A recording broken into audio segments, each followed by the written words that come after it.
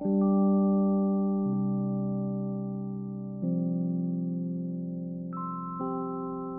everyone, welcome back. I am doing a November haul video today. So I have a bunch of books that I bought when Lucy came down from Perth, and we went out. We took her, me and Pip and Alyce took her around to a few different bookshops around Melbourne, and I ended up buying a lot of books, and I think it's because I haven't bought any in a few months. As I mentioned earlier, I've been doing a library thing recently, so I haven't spent much money. So I ended up spending quite a bit of money, and I bought the Kris Kringle presents for the Aussie booktubers Kris Kringle, and I also bought one for my book club Kris Kringle. Anyway, I'll get right into it. So first up, this one's from the publisher, and this is New Erotica for Feminists. Sent to me by Hachette. It was in their Christmas gift guide, and they sent me a copy. It's a really cute little book. I've not read it yet or looked into it, but I think it's going to be interesting. It says on the front, "Get what you deserve again and again." So I will report back. The cover is like a damask print. And there's like phallic and, you know, erotic sort of objects on here, like eggplants and cherries and things. So yeah, I will let you know how it is. The second book is Crudo by Olivia Lang. This was sent to me by a bookstagrammer. I actually won it on a giveaway she had. I will link her Instagram down below because I can't remember the name of it off the top of my head.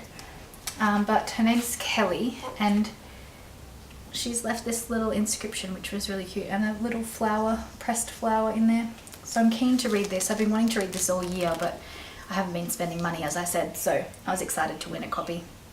It's been talked about a lot on booktube lately. So this is the first book that I actually spent money on that was new, and it's because I don't have any Christmas books to read. Well, I have one Christmas book to read, but I just couldn't go past this. The cover is so nice. It's Jeanette Winterson, so it's obviously going to be good. It's winter tales, essentially.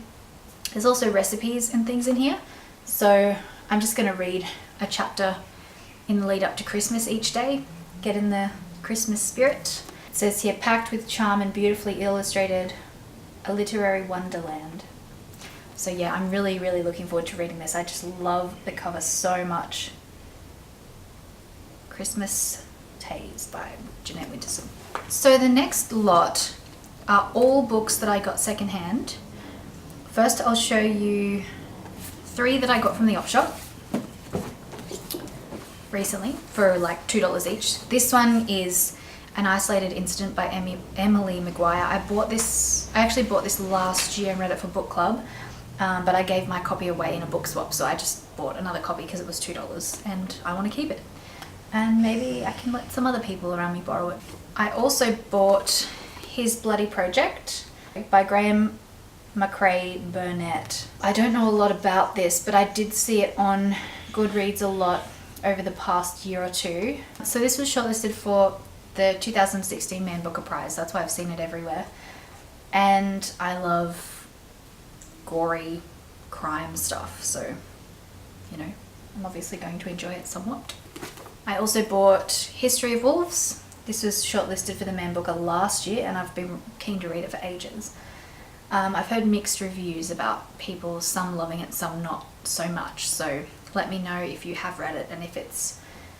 Actually, don't tell me if you didn't like it, that's probably not going to be helpful, but if you did like it, let me know.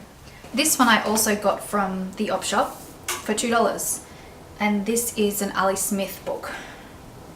And it's one of those, you know, Alyce Smith, I've been collecting a few of her books over the past year because everybody loves her and talks about how intelligent she is and how interesting her writing is, but I still haven't gotten around to reading any of them yet. Alex from What Page Are You On talks about her a lot, so I think I'll make that a goal to read some of her books next year. This one is called There But Further, and it says, imagine you give a dinner party and a friend of a friend brings a stranger to your house as his guest.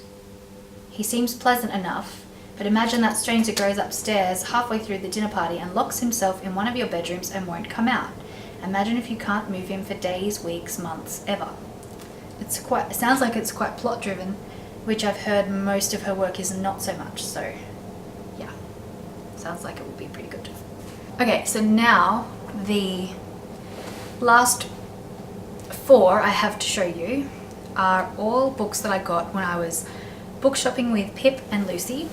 We went to a secondhand bookshop, which I will put up a little video of our sort of day together, a vlog.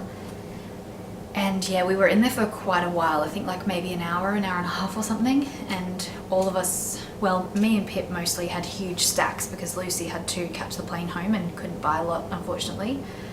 But yeah, this bookshop had all like a huge Australian section, and pretty much a lot of the books I had on my wish list from a couple of years ago from different prizes and things in Australia. So I got a big stack. I got 5 of those, so I will show you them now. So the first one, and it's my favorite cover of all of them, is Mateship with Birds by Carrie Tiffany.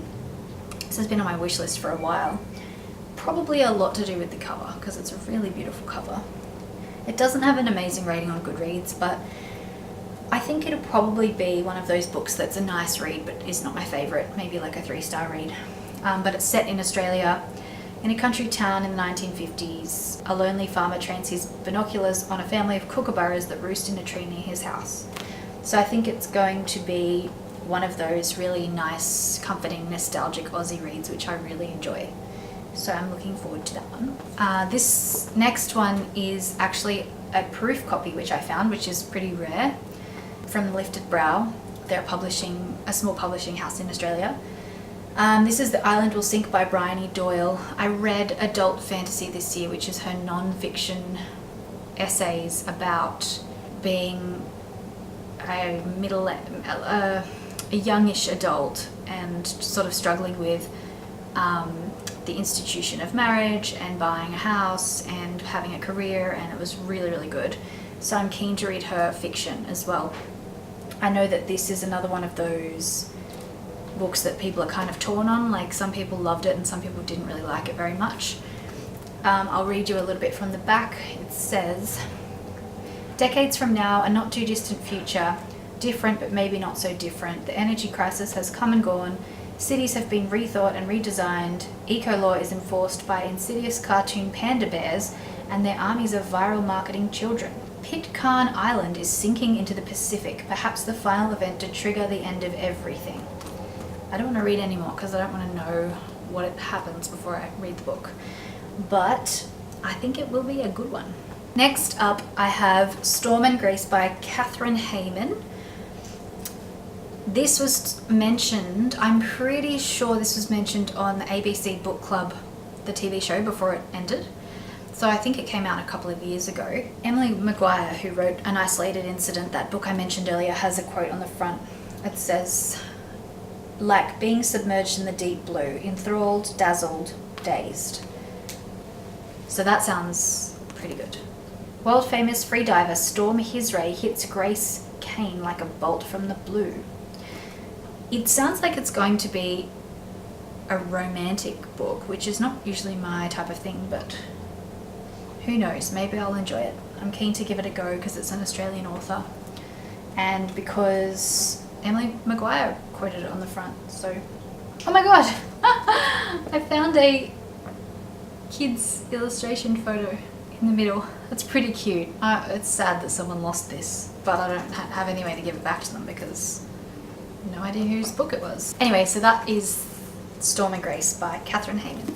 I've just noticed the 3 books in a row that I'm picking up all have the same typeface, pretty much.